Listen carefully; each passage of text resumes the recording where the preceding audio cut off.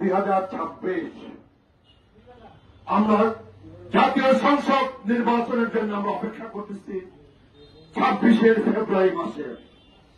আর সেই জাতীয় সংসদ নির্বাচনকে বানচাল করবার জন্য, জাতীয় সংসদ নির্বাচনকে আপনার প্রতিহত করবার জন্য, বাধাগ্রস্ত করবার জন্য আপনার একটি বিশেষ রাজনৈতিক দল তারা নানা দাবি, নানা ইস্যু তারা আপনার উত্থাপন করতেছে। কম বেশি আপনারা টের পান না।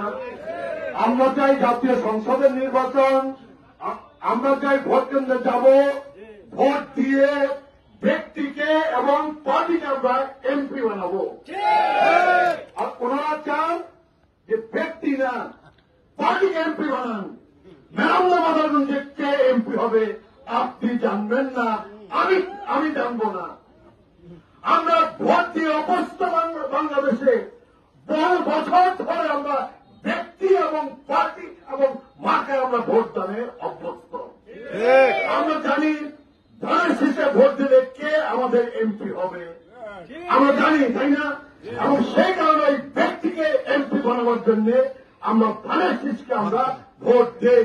আমরা জানি দেওয়াল ঘড়িকে ভোট দিলে পরে কে আমাদের এমপি হবে সেটাও আমরা জানি, এবং জানি পরে 2001 সালে বাবুলকে আমরা দেওয়াল ঘড়ি মার্কায় ভোট দিচ্ছিলাম।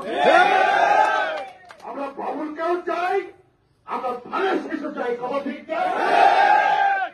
কিন্তু ওনারা বলেন যে আপনি ধানের শীষে ভোট দেন, কিংবা আপনার হেরিকেন মার্কায় ভোট দেন, কিংবা আপনার দোয়াত কলম মার্কায় ভোট দেন, আর মেরামদা মাদারগঞ্জে এমপি হবে কে ব্যক্তি থেকে, সেই ব্যক্তি আসবে রাজশাহী থেকে, সেই ব্যক্তি আসবে চট্টগ্রাম থেকে, সেই ব্যক্তি আসবে আপনার নোয়াখালী থেকে।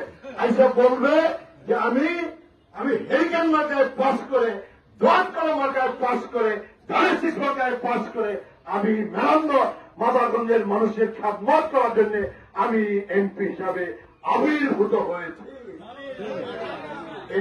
এটা কি সম্ভব? এই রাজনীতি তো বাংলাদেশে চলে না, এই রাজনীতি বাংলাদেশে হয় না।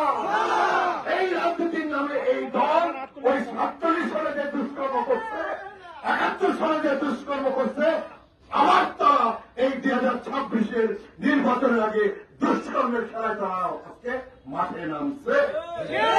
আপনারা সজাগ থাকবেন, আপনারা সজাগ থাকবেন।